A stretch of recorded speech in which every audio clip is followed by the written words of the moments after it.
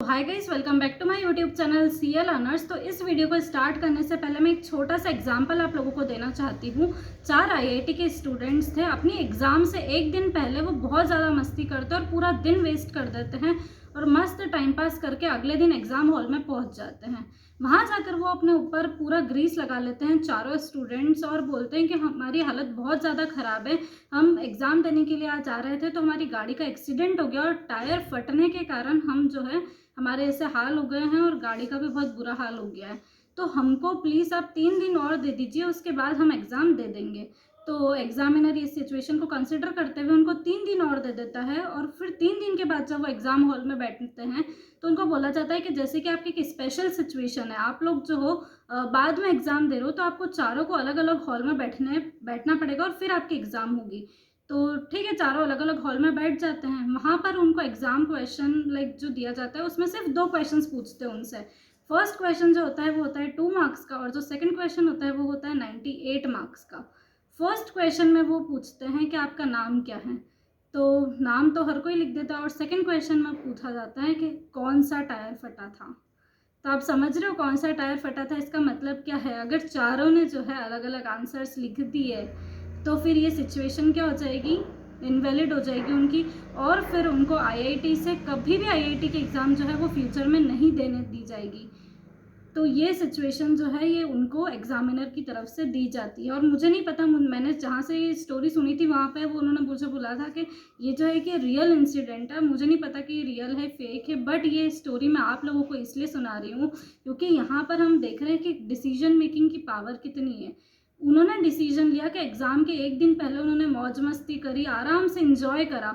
उस जगह अगर वो डिसीजन लेकर पढ़ लेते तो शायद ये सारी सीन जो है ये क्रिएट नहीं हुआ होता और आज उनके मतलब अच्छे से नॉर्मल जैसा हर एक स्टूडेंट पास होता है वो पास होकर अच्छे से हो सकते थे। वैसे ही बहुत सारे बच्चे यहाँ पर हैं जो कि अपनी एग्ज़ाम का ये डिसीजन ले रहे हैं, वो ये सोच सोच के बैठे हैं कि यार हम वो कारण ढूंढ रहे हैं कि हम क्या क्या एक्सक्यूजेस फाइंड कर सकते हैं कि हम पढ़ाई क्यों ना करें। इसकी जगह अगर वो डिसीजन ये ले लें कि हमको कैसे भी करके पढ़ना है, भले ही सिचुएशंस कुछ भी हो, अगर एक सही डिसीजन ले लिया जाए तो आपका जो है सीए क्या कुछ भी क्लियर हो सकता है।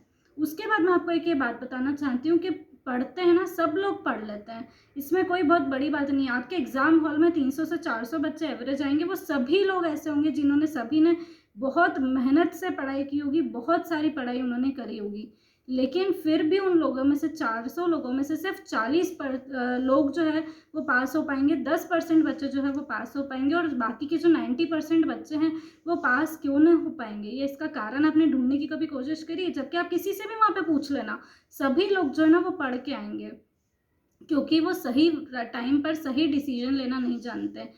पढ़ोगे आप भी, अभी 30 दिन बाकी है आपके एग्ज़ाम्स को अप्रॉक्स अगर अपन देखें तो पढ़ना आपको भी और आप भी पढ़ लोगे, लेकिन जो इंसान सही डिसीजन लेकर सही तरीके से पढ़ेगा ना, सिर्फ वही पास होगा। तो अब सही डिसीजन आखिर कैसे लेना, क्या लेना, वो मैं आपको बताऊंगी इस वीडियो में। ऑलमोस्ट मैंने आप लोगों की सिचुएशंस को जब कंसीडर करा, आपके कमेंट्स जो मुझे आते हैं उसको जब मैंने देखा तो मैंने आप सभी लोगों में एक कॉमन प्रॉब्लम जो पाई है कि आपके जैसे अगर आप 2 ग्रुप्स दे रहे हो या फिर भले ही आप सिंगल ग्रुप दे रहे हो या फिर आप फाउंडेशन दे रहे हो या कुछ भी आप दे रहे हो, तो उसमें आपके 1 से 2 सब्जेक्ट्स ऐसे हैं अभी जो बिल्कुल पेंडिंग है और बाकी सब्जेक्ट्स ऐसे हैं जिनका रिविजन जो है वो पेंडिंग है और एक बार आपने उनको गो थ्रू कर लिया है।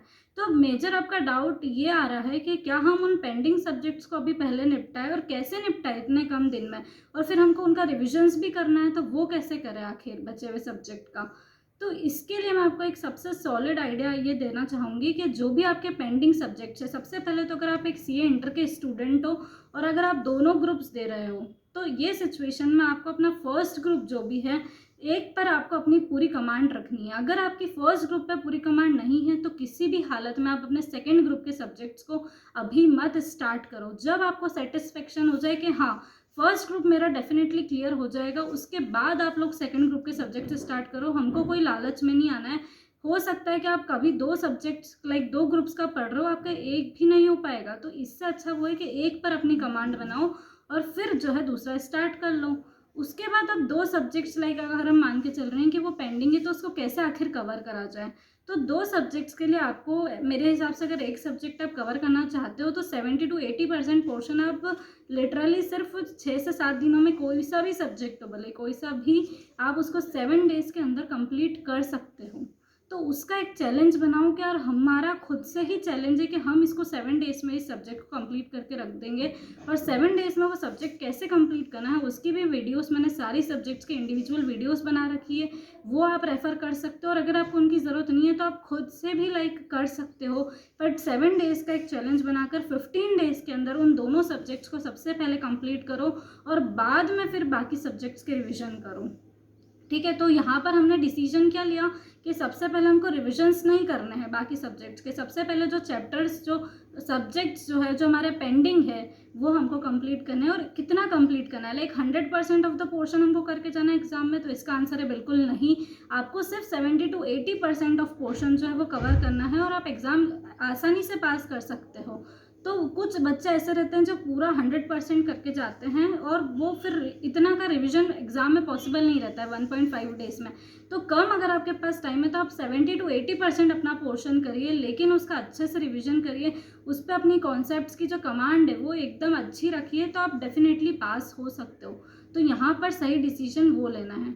उसके बाद हमको एक डिसीजन और लेना पड़ता है कि यार पढ़ना कहाँ से है आखिर, मतलब तो जैसे कि अब 7 डेज़ में हमको कोई सब्जेक्ट अगर निपटाना है तो अगर वो कोई थ्योरी सब्जेक्ट है तो उसके लिए मैं ऑलमोस्ट हर वीडियो में ये बात बोलती हूँ, पर आज भी मैं आपको बोलना चाहूँगी कि अगर कोई थ्योरी सब्जेक्ट है तो उसको आप ICAI मॉड्यूल से पढ़ सकते हो। लेकिन मेरे हिसाब से ICAI मॉड्यूल में अननेसेसरी मटेरियल भी बहुत ज़्यादा लिखा हुआ रहता है, मतलब आपको उसमें सिलेक्शन करना पड़ेगा कि क्या काम का है क्या काम का नहीं है, उसमें आपका टाइम बहुत ज़्यादा कंज्यूम हो जाएगा।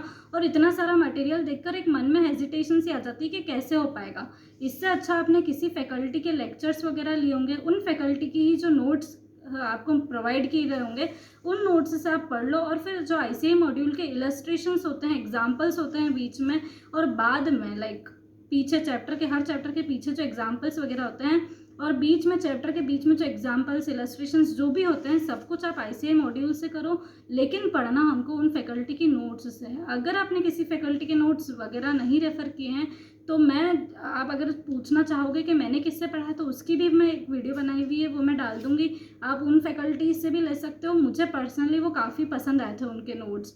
उसके बाद फिर अगर हम प्रैक्टिकल सब्जेक्ट की बात करें तो उसके लिए आप डेफिनेटली आंखें बंद करके पूरा विश्वास करके ICAI मॉड्यूल से प्रैक्टिकल सब्जेक्ट्स अपने कंप्लीट कर सकते हो। उससे क्या होगा, अगर आप थोड़ा सा भी लाइक आपके अंदर एक लॉजिकल थिंकिंग है, मतलब आप थोड़ा भी लॉजिक अगर लगा सकते हो, तो बहुत सारे लोग आपको बोल रहे होंगे कि ICAI मॉड्यूल सफिशिएंट नहीं है, मैं डैम श्योर हूँ। बट फिर भी आप अगर अपना लॉजिक लगाओगे वो ऐसा क्यों बोल रहे हैं कि ICAI मॉड्यूल सफिशिएंट नहीं है। खास करके जो फैकल्टीज़ रहती है ना हमारी, वो अधिकतर ही हमको बोलते हैं कि ICAI मॉड्यूल जो है वो सफिशिएंट नहीं है, जबकि उनकी खुद की बुक्स में ICAI मॉड्यूल के ही मोस्ट ऑफ द क्वेश्चंस रहते हैं। लेकिन उसके अलावा वो एक्स्ट्रा भी इतने क्वेश्चंस डाल देते हैं यानी कि उनकी जो नोट्स हैं वो बड़े हो सके, क्योंकि अगर वो ICAI मॉड्यूल ही सब कवर करवाएंगे ना तो वो तो उनके इतने कम लेक्चर्स में निपट जाएंगे। तो अपनी पब्लिसिटी करने के लिए और ऑलमोस्ट सारे बच्चों को ध्यान में रखते हुए इतने सारे वैरायटी ऑफ क्वेश्चंस करवाने का उनके पीछे का कंसेप्ट ये रहता है कि वो वाले बच्चों को भी पढ़ा रहे हैं जिनकी एयर आएगी या वो होगा। हमारा भी मेन एम है कि यार हमको 7 से 15 दिन में अपना जो 1-2 सब्जेक्ट है वो कवर करने हैं। तो हमारा एम यहाँ पर एयर लाना नहीं है, हमको कुछ भी करके पास होना है। तो हम जैसे बच्चों के लिए अगर आप बोल रहे हो तो ICAI मॉड्यूल बिल्कुल सफिशिएंट है। इससे क्या होगा कि अगर आप बहुत सारे क्वेश्चंस करते हो ना किसी के नोट्स से, तो फिर आपको 1.5 डेज बिफोर एग्जाम का वाला जो टाइम है ना वो भी कम पड़ जाता है, क्योंकि इतना सारा रिविजन नहीं हो सकता। लेकिन अगर आपने सिलेक्टेड मटेरियल पढ़ा है ICAI मॉड्यूल से तो आपके लिए रिविजन्स करना भी जो है बहुत ही आसान हो जाएगा। सबसे पहले आई एम वेरी सॉरी, आपको बैकग्राउंड नॉइज़ थोड़ी आ रही होगी क्योंकि हमारे घर के जस्ट सामने ही कंस्ट्रक्शन का वर्क चल रहा है, सो थोड़ा सा उस वॉइस को आप इग्नोर करना। तो मेरे हिसाब से मैं यहाँ पर बिल्कुल क्लियर हूँ कि आपको क्या करना चाहिए। प्रैक्टिकल सब्जेक्ट्स के लिए ICAI मॉड्यूल उठाओ और थ्योरी सब्जेक्ट्स के लिए आपको दूसरों के नोट्स रेफ़र करने हैं, लेकिन क्वेश्चंस, इलस्ट्रेशंस वगैरह सब कुछ आपको क्या करना है ICAI मॉड्यूल से ही करना है। अब मैं बोल रही हूँ कि प्रैक्टिकल सब्जेक्ट आईसीआई मॉड्यूल से ही करना है, तो इसमें आप सिर्फ ये करोगे क्या कि सिर्फ इलस्ट्रेशंस वगैरह आपने कर लिए और आप बोलोगे कि मेरी आईसीआई मॉड्यूल हो गई? नहीं, इलस्ट्रेशंस वगैरह, एग्जाम्पल्स वगैरह के बीच अलावा उसमें जो कंसेप्ट्स पे है, आईसीआई के जो कंसेप्ट्स हैं वो आपके स्ट्रॉन्ग होने चाहिए, ठीक है ना। तब जाके ये जो सिचुएशन है ये पूरी तरफ से होगी कवर। तो कंसेप्ट्स अगर आपके स्ट्रॉन्ग है तो आप कहीं से भी कर लो, चाहे आपको बिल्कुल कोई दिक्कत नहीं आने वाली है। और पेपर जो है वो बहुत ज़्यादा हाई लेवल नहीं आता है। आईसीआई मॉड्यूल में से बहुत सारे क्वेश्चन एज इट इज़ भी आपको मिल जाते हैं, तो वो भी एक बेनिफिट हो जाता है। इसके अलावा अगर आपको ये वीडियो पसंद आई है तो वीडियो को लाइक करना ना भूलें, चैनल को सब्सक्राइब करना ना भूलें। Thanks for watching. और अगर आपको कोई डाउट है तो आप मुझसे डेफिनेटली कमेंट सेक्शन में पूछ सकते हैं। मैं पूरी ट्राई करूँगी कि आपका कमेंट्स का मैं रिप्लाई ज़रूर करूँ और जल्दी से जल्दी कर पाऊँ। So thanks for watching.